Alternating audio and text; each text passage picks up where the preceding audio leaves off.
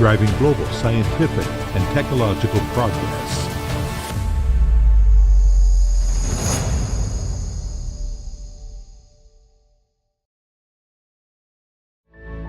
Where does progress in science and technology come from?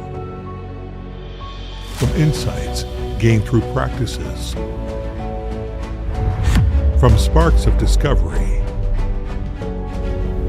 from inspiration sparked by the clash of ideas, from elevation achieved through the fusion of different perspectives. In 1654, Pascal and Fermat opened the door to probability theory in their discussion on the problem of points. In 1687, Halley persuaded the hesitant Newton to write his great work, Mathematical Principles of Natural Philosophy. In 1736, Euler attempted to solve the puzzle of the 7 bridges of Königsberg, which led to the creation of graph theory. In the early 20th century, Einstein and Bohr collaborated and completed to develop the theories of general relativity and quantum mechanics, respectively. In 1936, Turing began to explore the universal Turing machine while studying computable numbers. In 1945, von Neumann, who joined the Manhattan Project, introduced the 3 laws to the computer field. In 1948, Shannon proposed information entropy and Shannon's theorem after discussion with von Neumann. In the early 20th century, Fields proved the Riemann-Roch theorem and dedicated himself to global mathematical communication. In 1941, Hedy Lamarr and George Antheil invented a frequency modulation technology, which was implemented in wireless communication systems.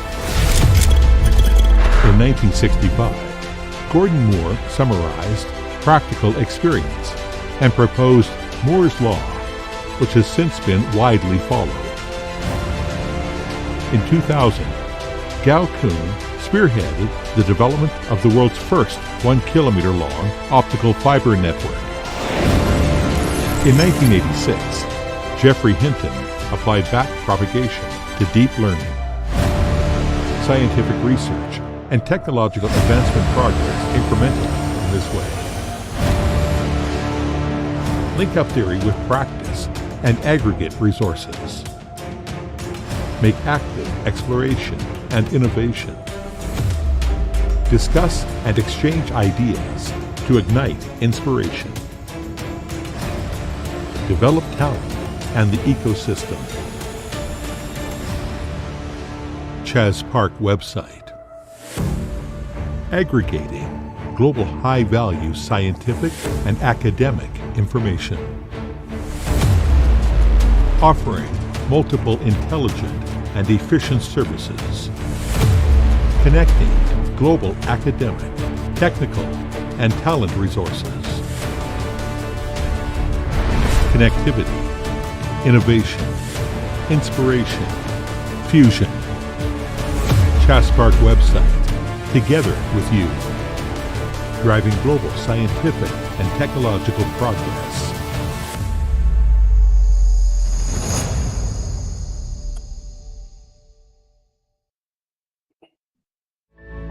Where does progress in science and technology come from?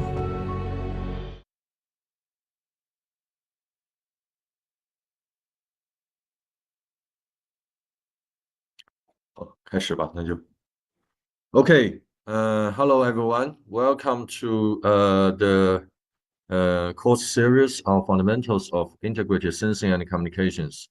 So today is the 12th talk, which is also lecture 7.2. So today we are very honored to have Professor Jie Yang from Southeast University to give us a talk on radio SLAM based on 5G NR algorithm design and experimental demonstration. So let me briefly introduce Professor Yang. So Jie Yang received a bachelor degree from Nanjing University of Science and Technology, and also master and PhD degrees from Southeast University. So she is now assistant professor with the School of Automation, Southeast University. Her current research interests include the signal processing for wireless communication, maximum MIMO millimeter wave wireless communication, and ISAC. She's serving as an editor for the HV transactions on communication, and she received the best paper awards for HV ICC, HV PIMRC, and HV FCN. So before we start, I would like to advertise a bit of an upcoming event of the next year. So next year, with the joint efforts of three societies, HV ComSoc, HV Signal Processing Society, and HV AESS, we have launched a new conference named HV ISAC. So the first conference will be held in November 2026 in Lisbon, Portugal. And the paper submission deadline is next year, so June 1st. And you can find more information in this website. Okay, without further ado, let's welcome Professor Jie Yang. So Jie, please, the stage is yours. Okay, thank you very much, Professor Liu, for the kind introduction. Let me share my slides.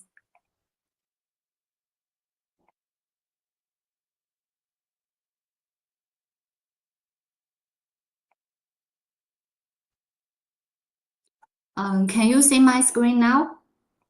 Yeah. Okay. It's a great honor to participate in the Charles Park ISAC course series. Today, I will give you a brief introduction to the radio SLAM, one of the interesting applications of ISAC, especially based on 5G new radio framework with algorithm design and experimental demonstration.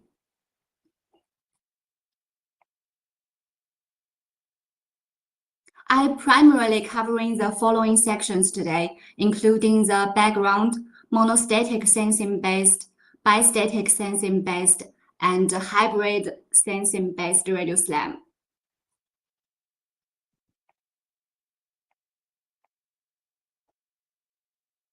Okay, with the advancement of ISAC technology, sensing has been further expanded from the target localization, identification to the environmental reconstruction and imaging and so on.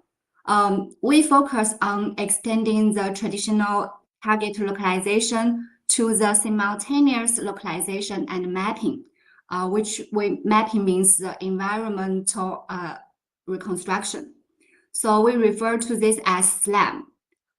The traditional localization has two categories. The first one is the non-cooperative target localization, and the second one is the cooperative target localization, like this. The SLAM includes both of them.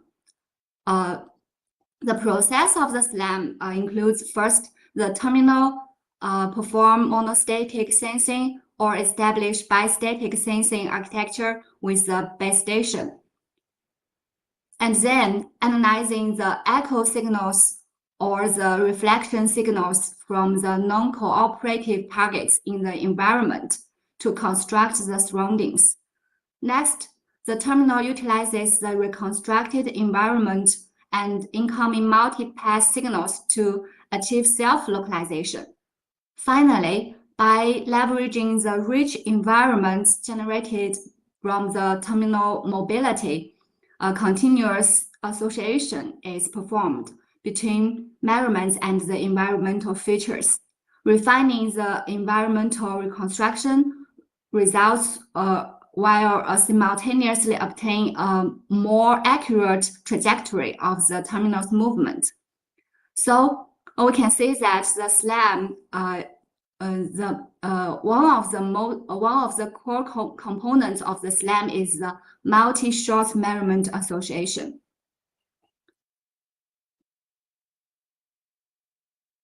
Actually, SLAM solves the problem of self-localization and the environment mapping for the mobile terminal operating in an unknown environment.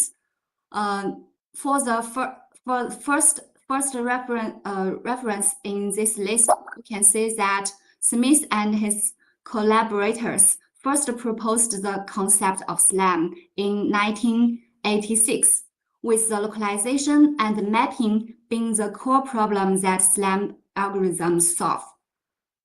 Indeed, it is not limited to robots. Many mobile terminals can apply SLAM, such as smart cars, elevators, and mobile user equipment or base stations. So SLAM holds great potential in environmental understanding and navigation, serving as a fundamental capability for intelligent agents to perform tasks. Since 2015, SLAM has entered the stage of the robust sensing or perception. In recent years, both visual SLAM and LiDAR SLAM have been continuously advancing and improving. Visual SLAM is a real-time computational process that simultaneously constructs a map of an unknown environment and estimates the camera's motion by extracting and tracking visual features from the sequential RGB images. With the groundbreaking advancements in deep learning with the field of the computer vision, visual SLAM research has been propelled into a new stage of practicability and robustness, suitable for complex, dynamic, and large-scale scenes. However, from the perspective of the visual modality alone, there remains many imperfections. For example, visual is very sensitive to light conditions, and it is highly dependent on the computational resources. And another classic SLAM technology is the LiDAR SLAM, which scans the environment with the lasers for ranging and achieves pose estimation and environmental mapping via point cloud alignment. LiDAR SLAM provides highly accurate ranging in indoor or small-scale scenarios with relatively low computational complexity, but it is insensitive to texture and cannot detect special materials such as glass. So with the ongoing advancement of the ISAC, our research has been continuously exploring the feasibility of radio SLAM. As we know, future mobile communication networks are set to evolve into highly density sensing networks, where a vast number of mobile users can act as agents for radio SLAM. Through the collaborative participation of the multiple UEs, they can collectively map the physical world and construct digital models. So compared to the visual and LiDAR SLAM, radio SLAM can serve not only as a complementary modality, but also offers some unique irreplaceable advantages. By extracting the radio environment features from the radio signals, the radio SLAM is unaffected by the light conditions and can detect special materials such as glasses.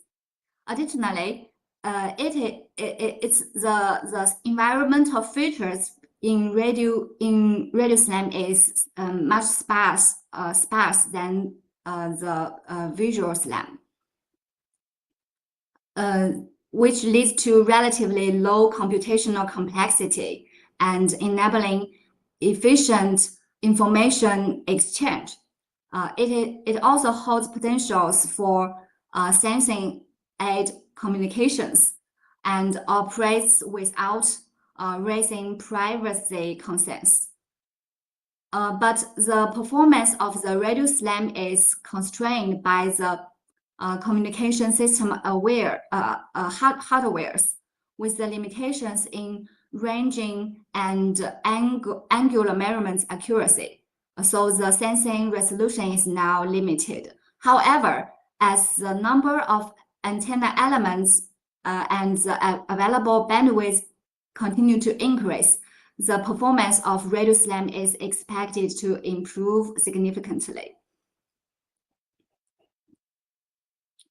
Now let's examine how monostatic-sensing-based SLAM is implemented and assess its performance. First, let's look at the geometry model and the signal model. Here we consider a mobile terminal, this one. It can move along the trajectory.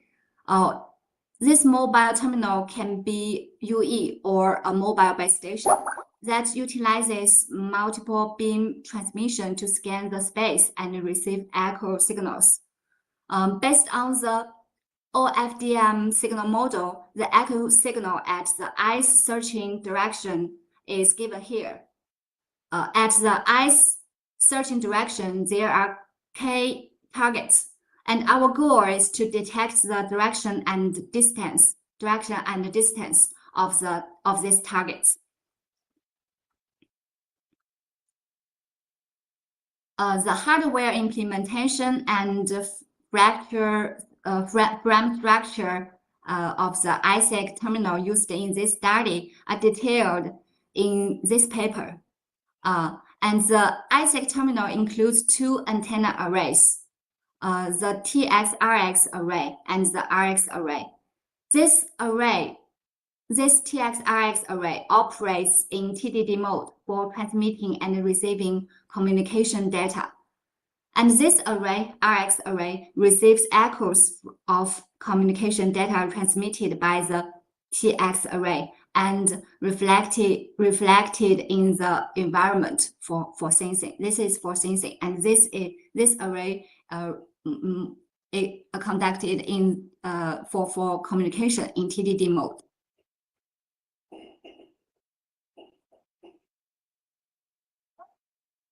In the 5G new radio frame structure, 5 milliseconds of the resources are reserved per frame for beam scanning. So during the beam scanning, the dedicated sensing array, this array, utilizes an identical code book to that of the TX and RX array to receive the echo signals, encompassing both synchronized SSBs and the OFDM symbols for sensing. Actually, the phase shifter we used has a quantization accuracy of 6 bits. So a 6-bit DFT codebook was adopted in our experiments. The field of the array is 120 degrees in the FOV with a beam spacing of 1 to 2 degrees. That is non-uniform. However, as can also be observed from the simulated beam pattern here, the range with better beam quality, which means the narrow main lobe and the low side lobe lies within the minus 45 degree to 45 degree. Therefore, in actual measurements, we primarily selected angle measurements within this range as well. Okay. So the parameters of the hardware is in this table. The array size we utilized is 8 by 8, and the carrier frequency is 28 gigahertz. The effective bandwidth is near 100 megahertz, and the beam scanning we used in the horizontal plane. So we realize the two-dimensional SLAM.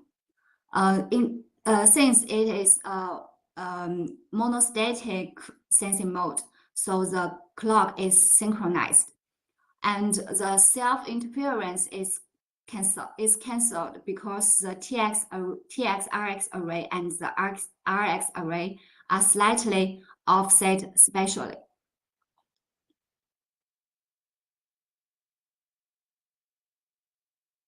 So here is the frame structure.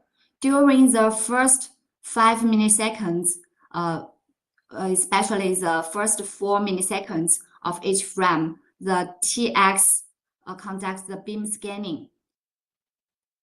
And the random communication data is inserted within the reserved OFDM symbols in the SSB to enhance the sensing. For the RX array, it also do the beam scanning with the same direction to the downlink SSB. Listen to the echo signals. During the last 15 milliseconds of each frame, the TX-RX, this is for communication, beamforming for UEs for the data transmission. And this array, RX array for sensing, listening to the echo signals in the direction to the UE.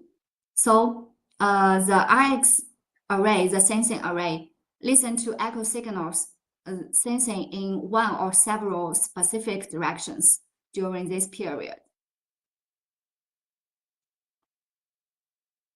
We conduct the experiments in the indoor and outdoor scenarios. The ranging RMSE is 0.3 meters. To further improve the ranging accuracy, we can apply the super resolution channel parameter estimation algorithms such as NOMP and so on. Here, in these scenarios, we think that one single target is sensed per beam direction. The target range can be estimated by identifying the delay of the strongest path in the corresponding reflected signals. And the high precision delay estimation are obtained by oversampling the PDP, enabling rapid quick finding using the bisection methods. This is a very simple method.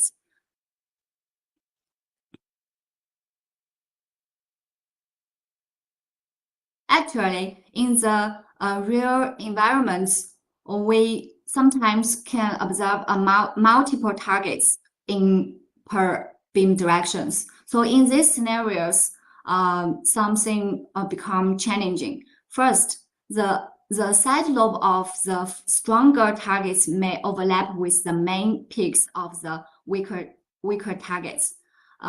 We can see from this picture, the point target 1 is the strong target, and the point target 2 is the weak target. So in this direction, we can see that the weak target is overlap with the side lobe of the strong target. So which this can lead to the misdetection. Besides, we can say from this direction, because the beam we use have the side lobes, so the strong targets may have reflection signals to this side lobe, which may cause the ghost image. The ghost image means the echo signal is received by the side lobe, but we mistakenly think that this is from the main the direction of the main lobe. So we will have many ghost points or the ghost images along this arc. This will make the point clouds very complex. Therefore, we should reduce the side lobe levels in the delay domain and the angle domain. So this is a very important things we should deal with. So by coherently integrating the consecutively transmitted OFDM symbols, utilizing the inherent randomness of communication data can effectively reduce the side lobe levels in the delay domain. Here are some experimental results. By coherently integrating 12 consecutively transmitted OFDM symbols of random signals, a gain of approximately 5 dB is achieved compared to the deterministic signals. And we also compare the random data with the ZC sequence. Since the ZC sequence is used as the PSS sequence in the SSB, so by coherently integrating 140 OFDM symbols of the random data, a gain of approximately 20 dB is achieved compared to the PSS sequence, 127 point ZC sequence. So here is the gain.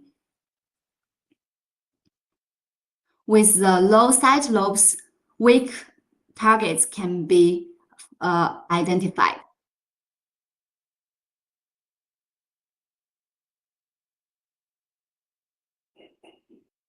Besides, when the environmental features are complex and numerous scatters are present, scenarios may arise where multiple targets exist within a single beam directions. As the number of the coherently accurate OFDM symbols increases the numbers of the coherently accumulated OFDM symbols, we can say that the SNR can be improved accordingly, which leads to the reduce of the ranging RMSE by applying super resolution parameter estimation algorithms.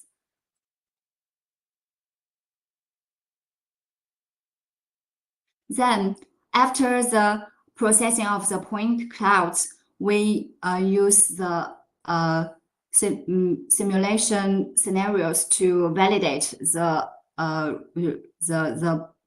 radio point cloud imaging.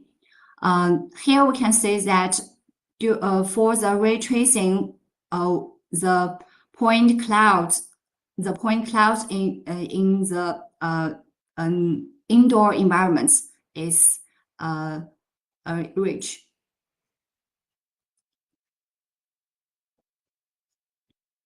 At the same time, we also do some experiments in the indoor environment.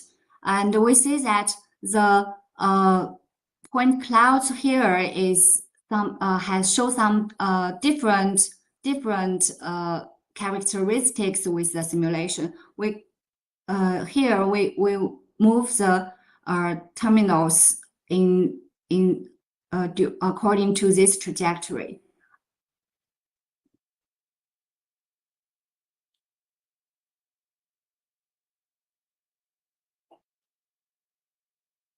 By comparing the simulation and the measurements, we see that the ray tracing simulations is here. It does exhibit a certain degree of similarity to the real-world experiments.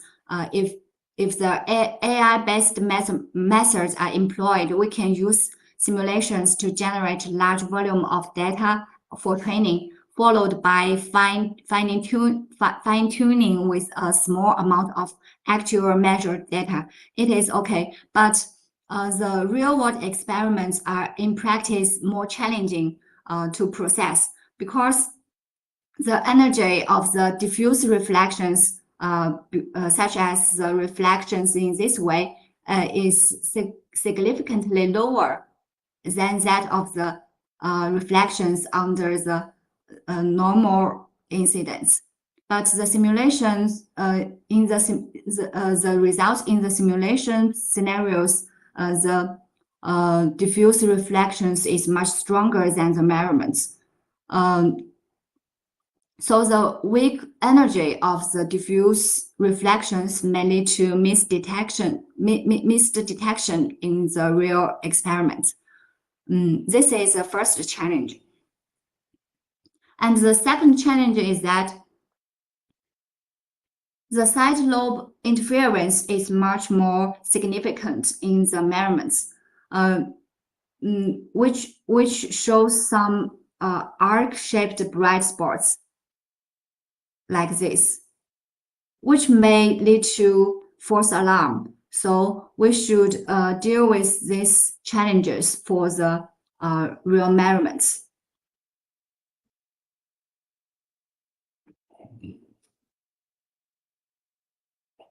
Okay, based on the point cloud acquired through the monostatic sensing, also called active sensing, we established the following radio SLAM algorithm framework. It is designed to fuse multi-source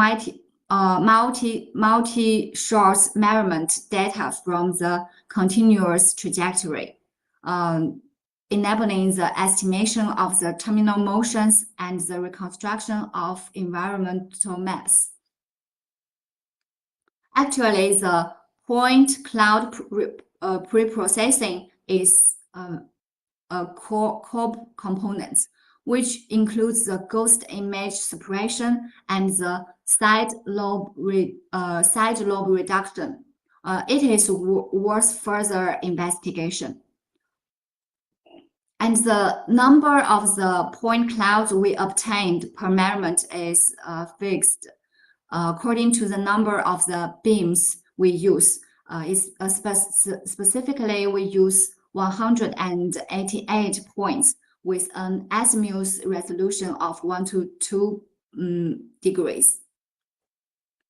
Once the higher quality point clouds are obtained or prepared, the point cloud registration methods from the LiDAR SLAM, these whole steps, can be referenced for processing.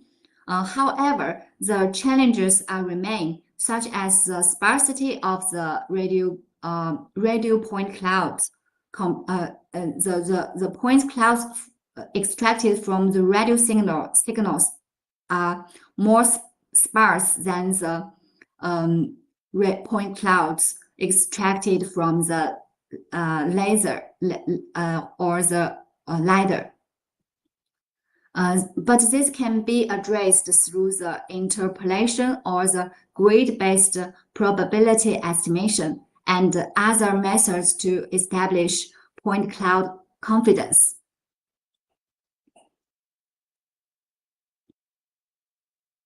So here is the simulation results of the monostatic-sensing-based radio SLAM. This scenario is generated from the ray tracing softwares.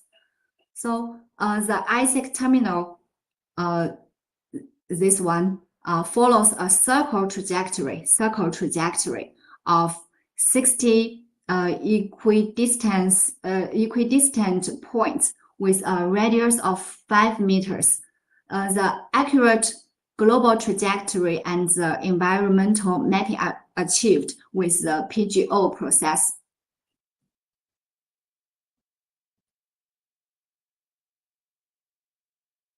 Okay, here is the indoor experimental results.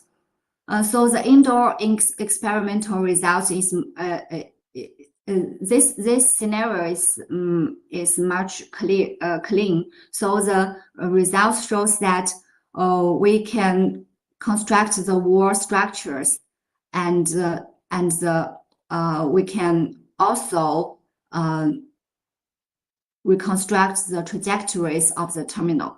So the red dashed line are the estimated trajectory, and the blue solid line are the true trajectory. So by comparing these two trajectories, we can find that our algorithm can achieve sub-meter level localization accuracy. Here is the MAE of the trajectory. So the purple points, these small points, are the constructed walls or the environments. We also conduct the outdoor experiments. So the outdoor experiments results indicate that the outline of the main walls here, we reconstructed the main walls for this point clouds, and the tree trunks have like this have been basically reconstructed, and the user position accuracy is also sub-meter level accuracy. Here is the blue pointed line is the estimated trajectory.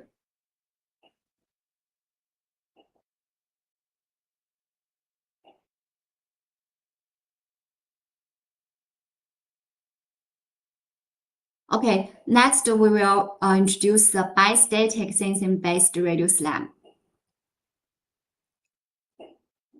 As we know, during the 5 milliseconds beam scanning process within the each 5G new radio frame, the UE can perform downlink measurements for the beam management. So the UE conducting the beam searching, and the BS also conducting the beam searching. The UE performs the downlink beam measurements. This is the process of the downlink measurements. This is the signal transmitted by the base station, and the here is the signal received by the UE, and the RSRP is calculated by the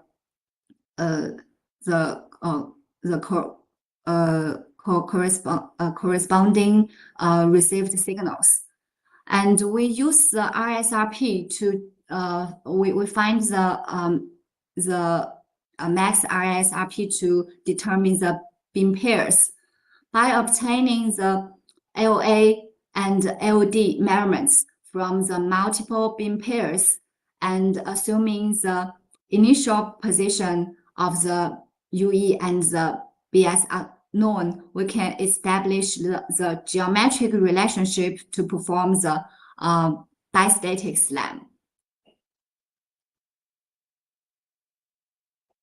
The hardware difference lies in that we use wider beams in this research. The wider main lobes of the beams we use is shown here. We use 8 beams to cover the FOV of 120 degrees, resulting a beam scanning space of approximately 15 degrees. So we also conduct the horizontal plane beam scanning, and the clock is synchronized for communication, but it's not good enough for sensing. So we only use the angular information or angular measurements. And the except that the array size is 8 by 1, other parameters are the same as the one we introduced before.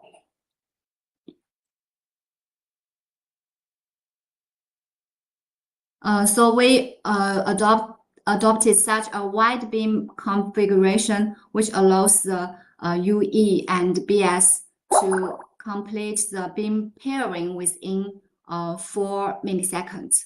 So performing the beam scanning in all directions, which includes 64 beam pairs, requires 4 milliseconds.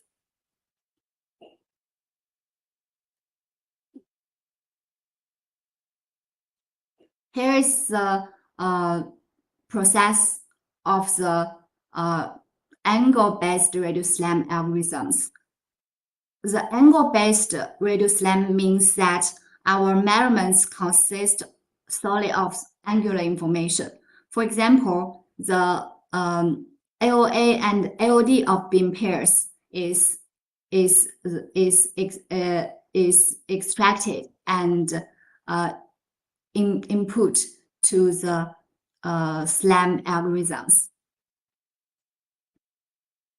Actually, the angle information, such as the AOA and AOD of the beam pairs, is readily accessible in practical communication systems. Compared to the CSI, RSRP data reading is already available on existing devices. Besides, in the bistatic sensing setups, measuring the AOA and AOD is unaffected by clock bias. In contrast, ranging poses greater challenges and requires advanced algorithms, such as those introduced by Professor Andrew Zhang in lecture 3.4. Yeah. Therefore, in this work, we only implement the radio slam based on angle measurements. Naturally, this approach relies on the initial assumption, for example, such that the initial position of the UE and BS are known. This assumption is primarily used to provide essential distance informations. Otherwise, the estimated map and trajectory would suffer from scaling ambiguity. Here is the visualization example of an RSRP matrix. This matrix has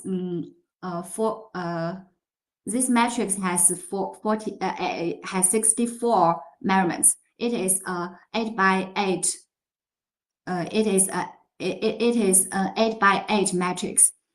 We visualize this matrix to show there has 4 multipaths in this environment. The strongest one is the loss path. And except the loss path, we also can observe 3 unlost paths.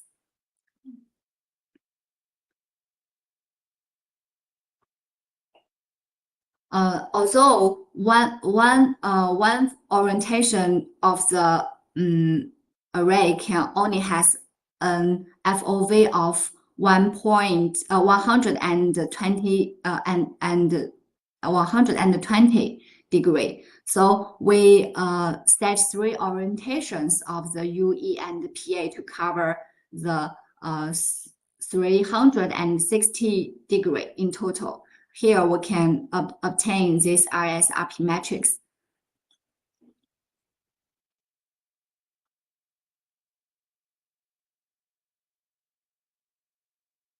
We can see that the energy of the loss path and the unlost path is the energy difference is around 8 dBm. because this unlost paths are the specular unlost paths, so the energy is relatively strong.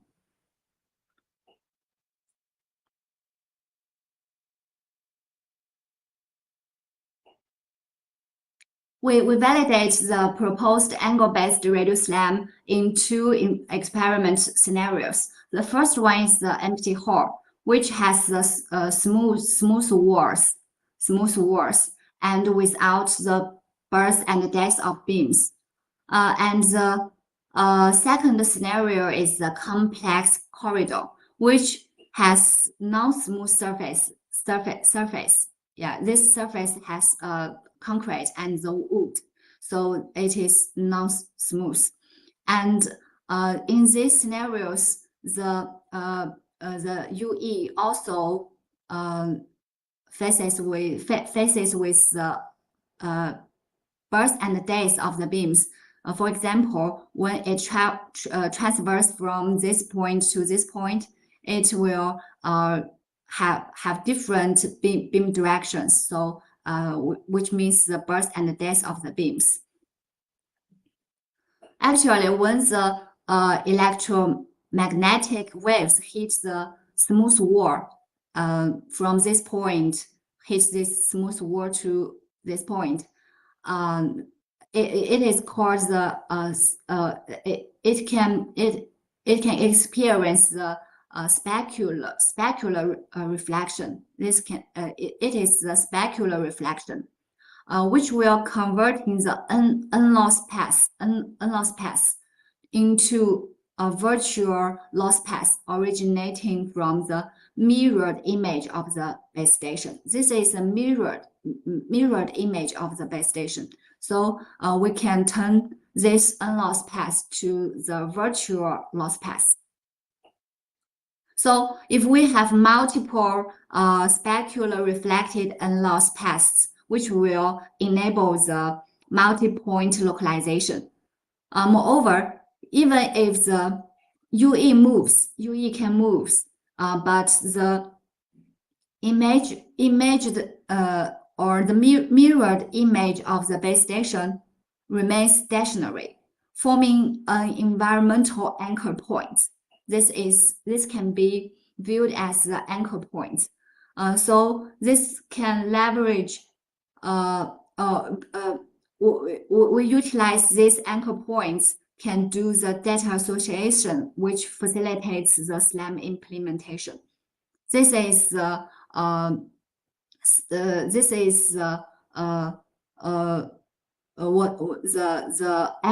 anchor-based radio SLAM process. So this empty hole environment is primarily used to validate the feasibility of the radio SLAM based on the physical anchors or the virtual anchors. But in reality, the environments are much more complex. So we selected a relatively challenging corridor scenarios to evaluate the performance of the proposed algorithms. And this scenarios is also larger than this one.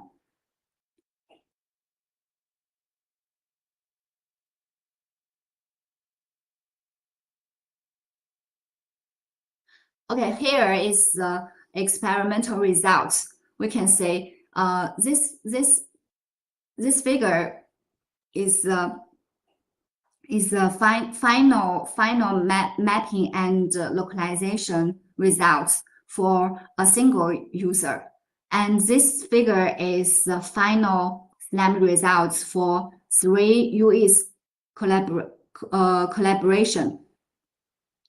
We can say here the mapping results is much more is better for the collaboration, and also the localization results can be enhanced. So for the particular metric, we calculated that the multi-user collaboration improved the UE localization performance by 50%, and the environmental mapping results by 77%. These results verified that millimeter waves exhibit specular reflections on the smooth walls, and the practical effects of the virtual anchors as environmental features. This is also validated.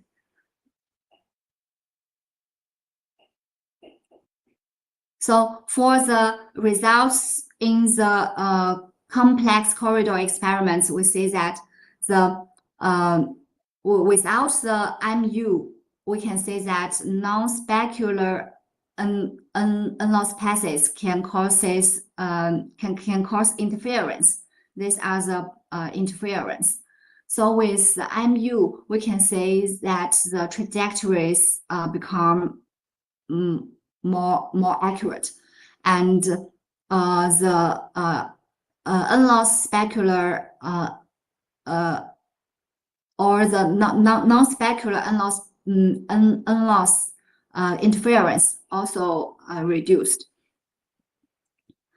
This results tells us that the multimodal assistance is required. We can say that by fusing the radio informations with the MU measurements, we can obtain much accurate position or the trajectory estimation of the UE. If we only use the MU, it will drift as the time increases.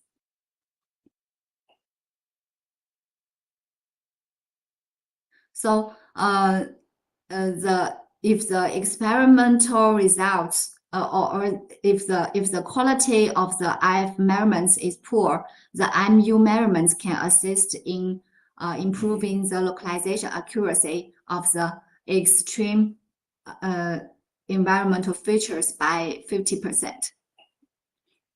And the algorithms for multi-pass extraction, identification, and cleaning is also need to be enhanced, which needs further research.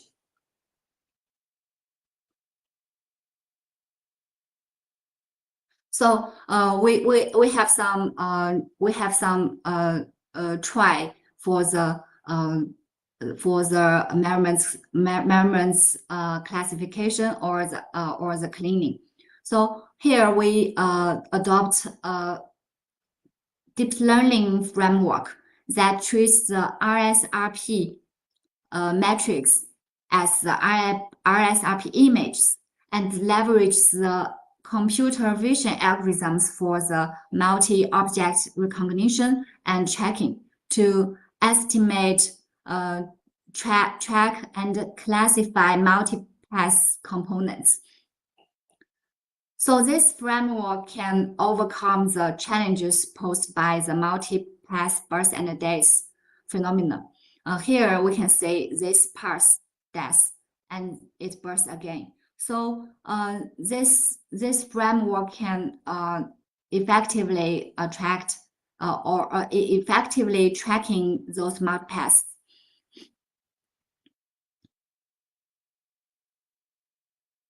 So this tracking process is also can also be viewed as the data association process. So this deep learning framework provides an effective road to the data association.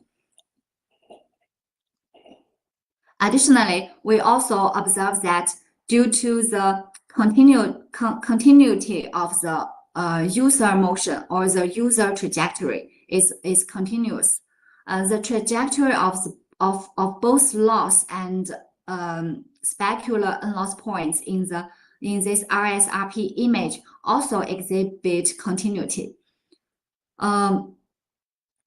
Specifically, the loss trajectory has a positive slope of 1, while the specular unlost trajectory has a negative slope of 1 or -1. Moreover, the interaction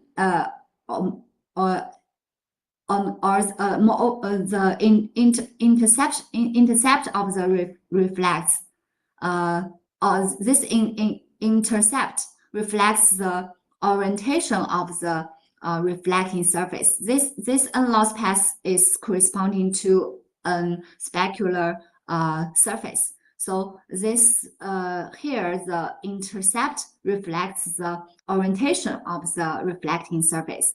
So it shows that three specular unlost passes corresponding to three different surfaces, and this intercepts gives us the orientation of the surfaces. So this angular information is very rich in this RSRP image. So by leveraging such informations, we can identify loss and specular unloss. So the loss is used for UE position or the UE localization, and the unloss is used for the environment mapping. So this framework helps us to do the data association and data cleaning. The related details are introduced in our conference paper. So we know that the RSRP image provides rich angular information, offering ample opportunities for further exploration and analysis. Okay, let's move on to the hybrid sensing-based radio SLAM.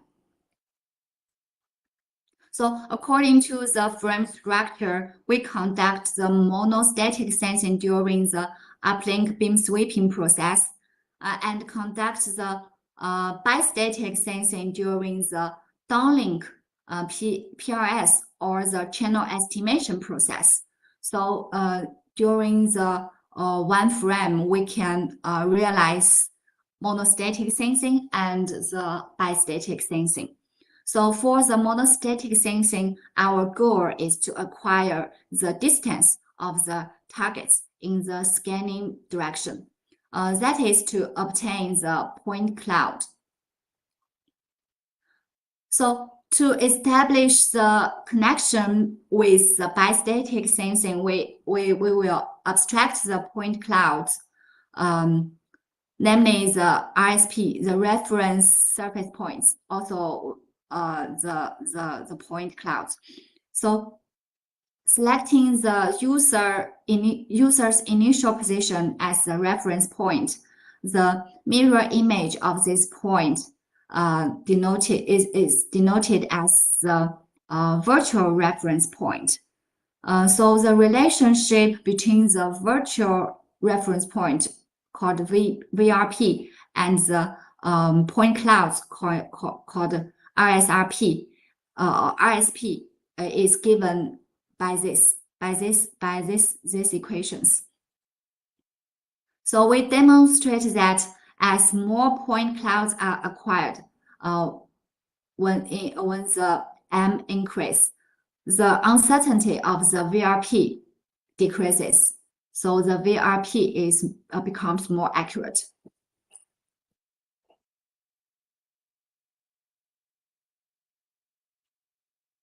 So for the bistatic sensing, we can obtain the RSS, AOA, AOD, TOA of the multipath from the received signal.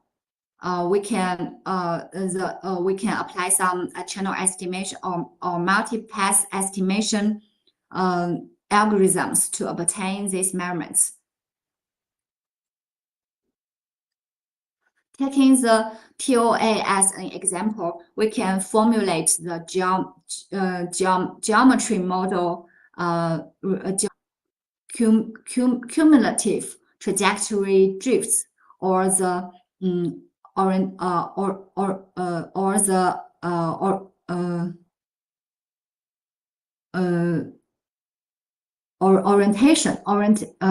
or the rotation of the estimated worth.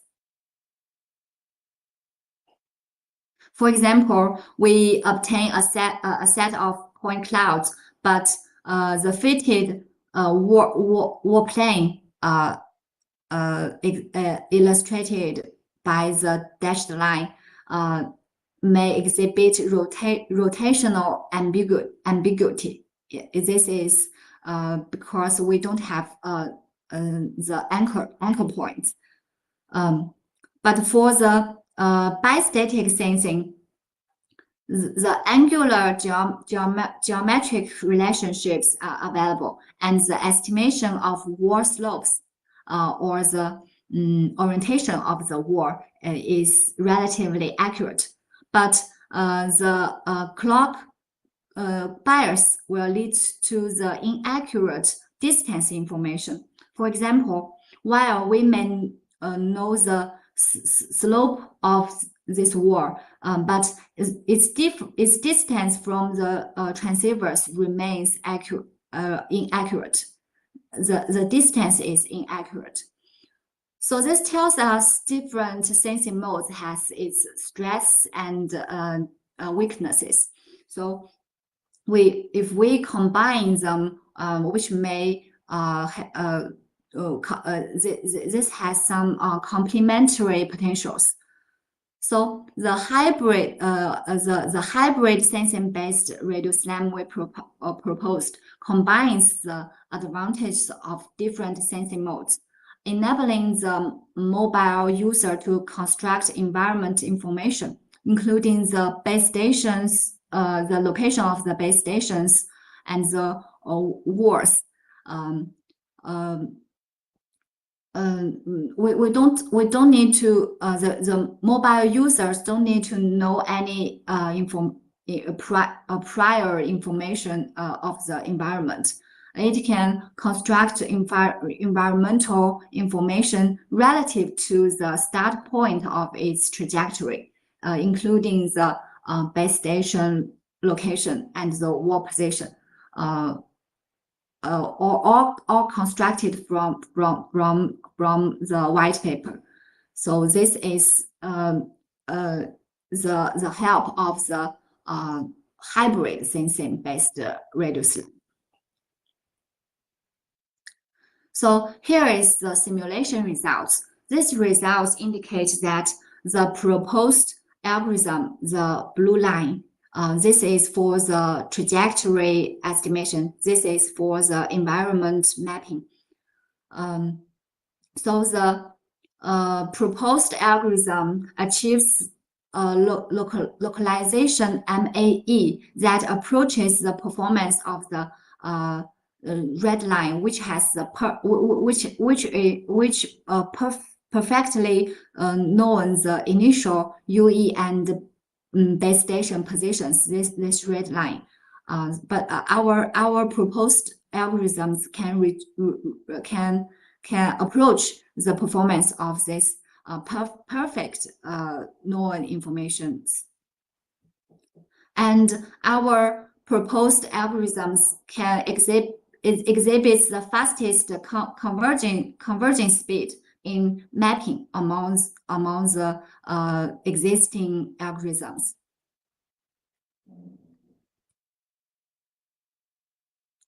We also conduct some experiments.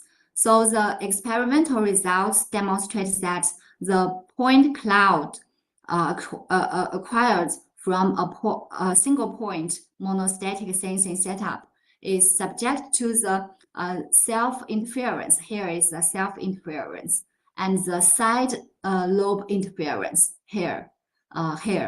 Also the side lobe interference and the estimation fluctuations. So the quality of the point clouds obtained by the monostatic sensing is not that good.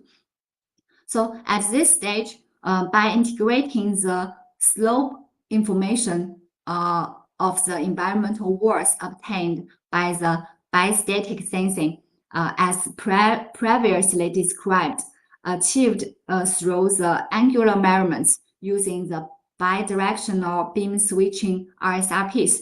We obtain the slope informations. So integrating the slope informations into these point clouds, we can get these results, which is much more clean than before. Here, the quality of the quality of the point clouds is enhanced, especially the interference, self-interference, or the side lobe interference are cancelled out.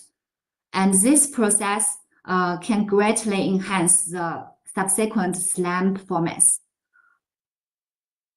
So other potential benefits of the hybrid sensing remain to be further explored. It's a very interesting research direction. Okay, finally, the conclusion. First thing we want to say is that the core of the radio SLAM lies in the data association of the multi-source measurements. Since the ISAC systems can provide various types of measurement data, on the one hand, the intrinsic quality of the data itself requires enhancement through means like signal processing. Is also is also worth further research. On the other hand, the corresponding data association algorithms for different data types are also worth of continued exploration. For example, by extracting the bacular n-loss multipath informations, we can perform virtual anchor-based data association. Some classical algorithms, including the belief propagation SLAM. This deals with virtual anchor-based features. So like this. Also, by extracting the radio point clouds, we can leverage advanced point cloud registration algorithms from the LiDAR SLAM. So here we can also do some research on the point clouds registration processing. And if we directly use the range angle spectrum like this, which has more information, so we can treat it as an image directly and apply some AI-based image processing algorithms to do some pixel correspondence data association. This is also a very interesting direction for further research. Then going a step further, we can also utilize the radio signals to acquire materials and other semantic information from the environment, which can enabling the semantic feature association.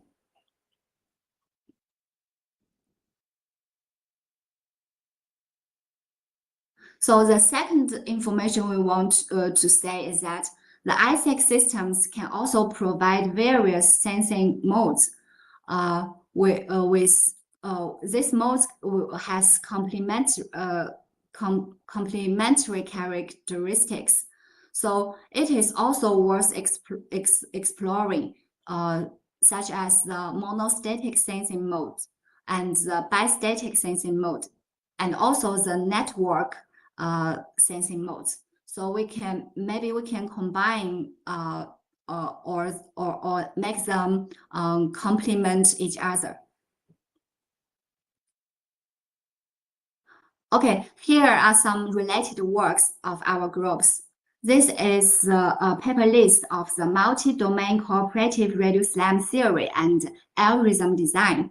And here is some papers about the radio SLAM prototype system and real measurements. Okay, that's all for my presentation. Thank you for listening, and I'm happy to answer any questions or discuss via email. Okay, many thanks, Professor Yang, for your very comprehensive and fruitful results. So we have received a number of questions from the audiences. So let me ask the first question. So the most significant difference from LiDAR, so compared to LiDAR, lies in the beam characteristics. So basically the radio SLAM, so the radio sensing will have wide main lobe, high side lobes. So since this is a physical hardware limitation, does it mean that radio SLAM can never match LiDAR in terms of angular resolution and point cloud density? Okay, it's a very good question. Let me switch to the corresponding slides.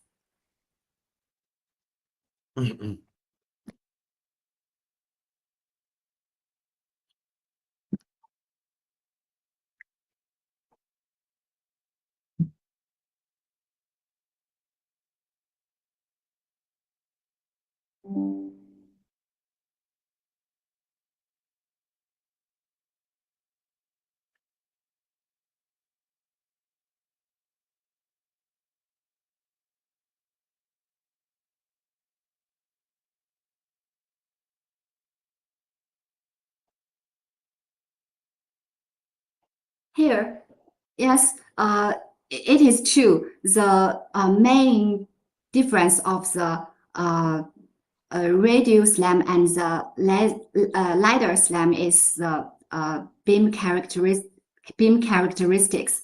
Since we, if we have large antenna aperture, we can have a narrow main lobes. So we actually the laser, the cost of the laser is also expensive if the laser quality is high. So if we want to realize much or to say denser radio point clouds and narrow main lobes, so we can increase more antenna elements. This will increase the hardware costs, but for some scenarios or application requirements, if we need the high angular accurate, we need to increase the hardware quality. So this is direct resolution for the angular quality of the radio SLAM. But also we can do some beamforming, or we can add some windows to if we use the fully digital architecture, we can do some window filter to make the side lobe lower, because the side lobe can cause some ghost points. This ghost radio point clouds are much more challenging for the point clouds processing. So we can use much wider main lobe, but lower side lobes. This is a trade-off for the beam quality. This is my answer. Okay, thank you. So another relevant question, I think. So you have used a lot of angle-based methods for SLAM. So how is the accuracy of angle-based SLAM compared with, let's say, range-based methods? Okay, thank you. we use many angular-based SLAM because for the here.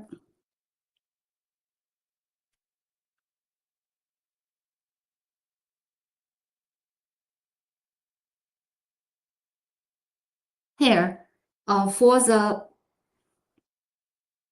bistatic sensing mode, because the clock is the receiver and the receiver and the transmitter have the clock bias, so the range information is not accurate, so we abandon it. This is for the first reason. The second reason is that if we want to get the range information, we need to obtain the CSI, the channel state information. However, for some practical equipment, it is inaccessible for us to get the CSI information. So we tend to get the RSRP measurements. So the RSRP measurements gives us some angular information for the this is for LA and this is for LD. So this is the second reason why we use the angle-based SLAM for the bistatic sensing mode. So in the environment experimental scenarios, which is not that large, so the angle or the accuracy of the angle information is 2 degrees, around 2 degrees. So for this accuracy and also for the indoor environments, so the the accuracy of the SLAM results can achieve the sub-meter level accuracy. So this is for the angle SLAM. Also, in our research for the monostatic sensing mode, we use range. We use the range measurements. So the range measurements, because the accuracy of the range measurements rely on the effective bandwidth of the system. So for the bandwidth of 100 megahertz effective bandwidth, we achieved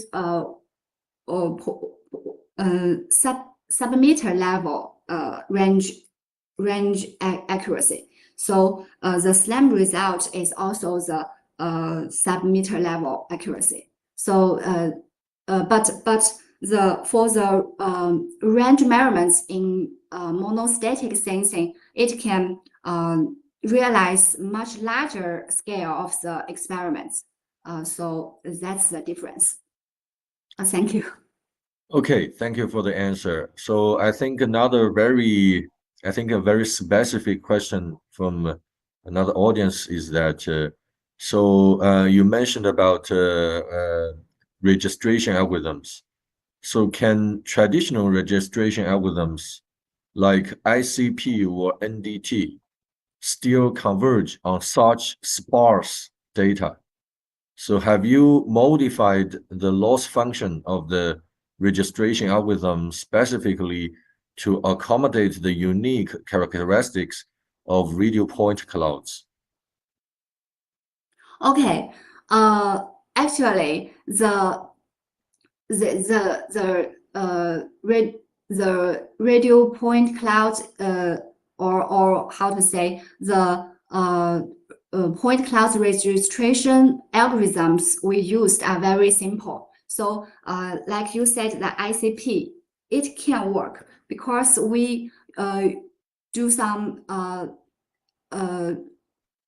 actually the point clouds is we have for 1 point we have 188 points. So but we have a trajectory. So the point clouds is not that sparse. And also we do some interpolation to densify the point clouds. After this process, we directly input these point clouds into the ICP algorithms, and it can generate such results. So maybe we can research, we can do some further research to apply more advanced point cloud registration algorithms to make the performance better. And these results are all generated by the simple point cloud registration algorithms. Yeah. Okay, thank you. Okay. So I think a final question from the audience, I think he or she wanted to ask. So have you considered or doing or did some experiments on the communication performance in bistatic SLAM? Okay, yeah. We also do some communication experiments for the beam tracking. I will switch to the corresponding slides, but we didn't show the results today.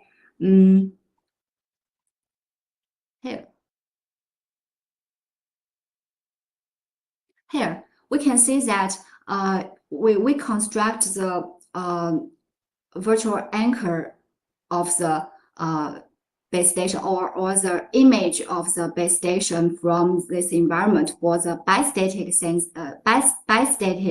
sensing-based SLAM. So with these results, we can directly to generate the beam directly to the virtual base stations or the virtual anchors. This because we turn the specular unloss to the virtual loss. So this can also help us to do some quick beam matching. So we also do some experiments on the beam tracking for the fast moving users. So for the fast moving users, especially in these indoor environments, so it moves for 1 or 2 meters, the beams will change a lot. So the traditional exhaustive beam searching methods will fail in these scenarios. But we use the SLAM results to do the sensing aided communication or the sensing aided beam fast beam matching experiments. It can realize stable communication links. So we would do such experiments for the our prototype systems. Okay. So, yeah. Okay. Thank you. So please, if you still wish to elaborate on more results. Oh, okay. Yeah. We verified that the sensing aided beam matching is very useful for the it's a very useful or it's a very important topic in the sensing aided communication. Yeah, that's my explanation. Thank you. Okay, thanks, Professor Yang, for your very comprehensive answers. So let's thank Professor Yang again for the wonderful talk.